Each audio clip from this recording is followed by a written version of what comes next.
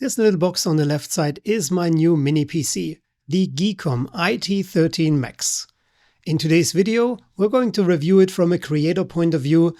We're going to take a look at all the ports and connectivity, upgrade options, and of course, I'm going to throw a lot of workload onto my new mini minion, and we'll see how it handles photo or even video editing. Hi friends, Dirk here. Thanks so much for tuning in. Full disclosure, GEEKOM sent me this mini PC for review. However, everything you hear and see in this video are my own thoughts. GEEKOM has no saying in the outcome of this video. The unboxing experience is fantastic. Everything is really nicely packed.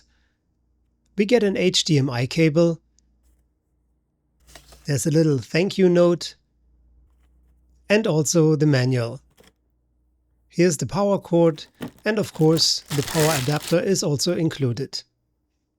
And here are screws and a mounting plate that fits the VESA mount of a monitor. So in theory, you could mount your mini PC on the back of a monitor, but in reality, the VESA mount is where the monitor is supported and where most monitors are attached, so I don't think that's a viable option. And now let's take a look at the star of the show, our mini PC. It feels well built. It's of course made of metal mesh on the side for good airflow. And the first welcome addition for a creator is the SD card slot. And we'll test the performance of that in a little bit. Now I have to truly pause the video because the back of this mini PC is feature packed. We have the power input, one USB 4 40GB port supporting power and display, dual HDMI 2.0 ports. We get dual 2.5 gigabit LAN, a USB-A 10 gigabit port and a USB 2 port, and another USB 4 40 gigabit port supporting display. So we can connect up to 4 4K monitors. The large thing on top is the exhaust for the fan. And what we don't see is we get Wi-Fi 7 and Bluetooth 5.4. On this side we have metal mesh again for good ventilation and a Kensington lock. There are 4 USB-A 10 gigabit ports on the front. The one on the left is always on for charging. And there's also a 3.5mm audio jack. And of course the power button. To get inside of the mini PC we only need to loosen 4 screws, pull, and we're here. If you want to add another drive, we have a free M.2 2242 slot. On the bottom is a pre-installed metal plate that presses against the thermal pad of our pre-installed 500GB NVMe drive for additional cooling. And it's large enough to cover also the second M.2 slot. My initial setup was very simple.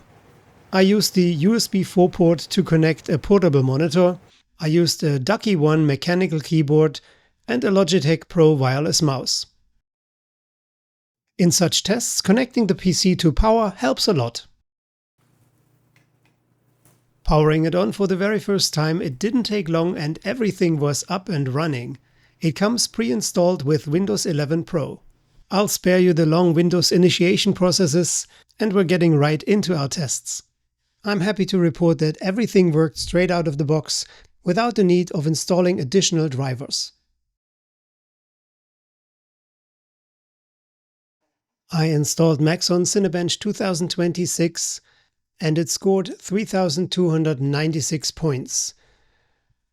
That is still better than the Apple M1 Max 24 GPU and the AMD Ryzen Z1 Extreme.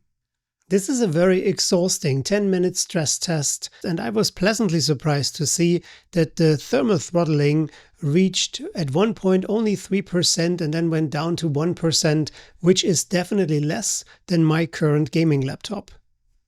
And it also stayed pretty cool, with temperatures not exceeding 92 degrees Celsius at the core package and the core. The fan noise was noticeable, but it was definitely quieter than a gaming laptop.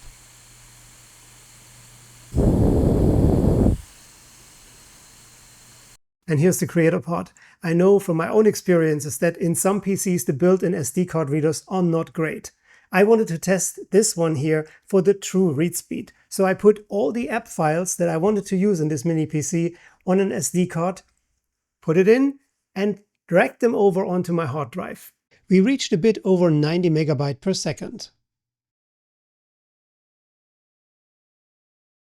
I wanted to know if the transfer times could be improved, so I connected my Pro-grade SD card reader via USB-C.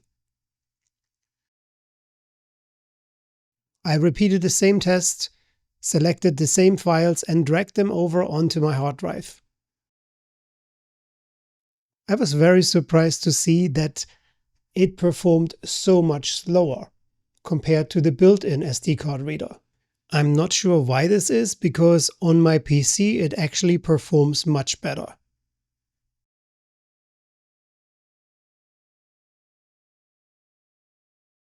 But it shows us that the built-in SD card reader is usable, and that's great for us creators.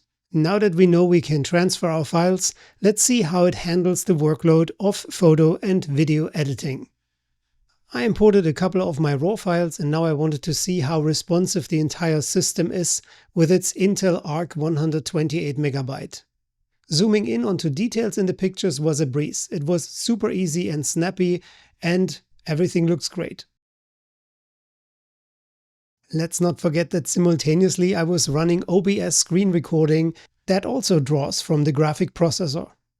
Next, I wanted to do some light editing, changing the color temperature, reducing the highlights, bringing up a little bit more details in the shadows. All the changes that I've made were instantly displayed without any delay.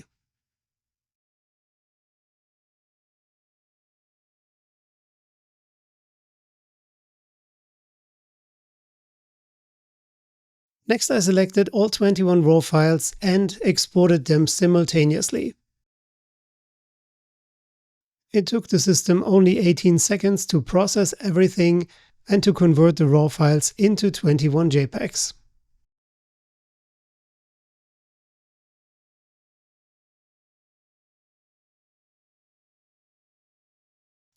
So far so good, but how does the system handle 4K video editing? To test that, I installed DavinciResolve, not the Studio Edition, the free version that everyone can download and use for free, and I'll leave a link in the description below. Importing and playing 4K footage was not a problem at all. It was super smooth.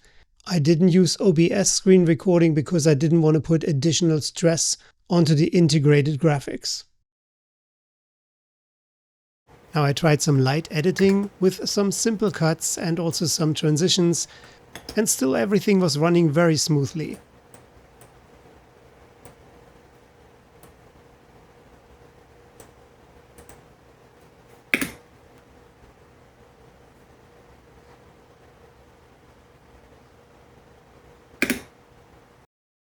My final test was to export a 1-minute 4K video clip.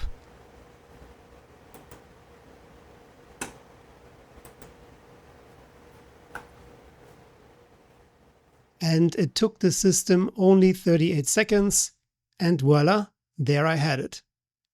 So to conclude this video, I want to answer the question if I think this is a capable mini PC for creators. And the answer is yes. It is comparable with a mid-size gaming laptop, mid-tier gaming laptop. I knew the Ultra 9 185H is a capable processor, but this entire package works. We have the 24 GB RAM. And of course, there are also better versions available. You could buy the Ultra 9 285H if you want to spend a bit more money. In general, this package is really good because it has very good cooling. It is not as loud and noisy as a laptop. It is small, it is portable, and even the built-in SD card reader was very impressive. It has tons of ports. Again, much better than most laptops offer. In terms of price, I would recommend for everyone to check out GEEKOM's website for coupons or to wait until there are deals on Amazon. Overall, very capable, very good value for the money, especially when you get it at a discounted price. Photo and video editing went even better than I expected, so I can give it a thumbs up. This is a very capable mini PC, and I like that it works straight out of the box without any hiccups. I know for a fact that this works well with Linux, and maybe down the road I'll show you a little video how I convert this into a server hosting my website. And this concludes the video for now. Thanks so much for watching. Till the next time, stay safe, stay tuned, and take care. Bye for now.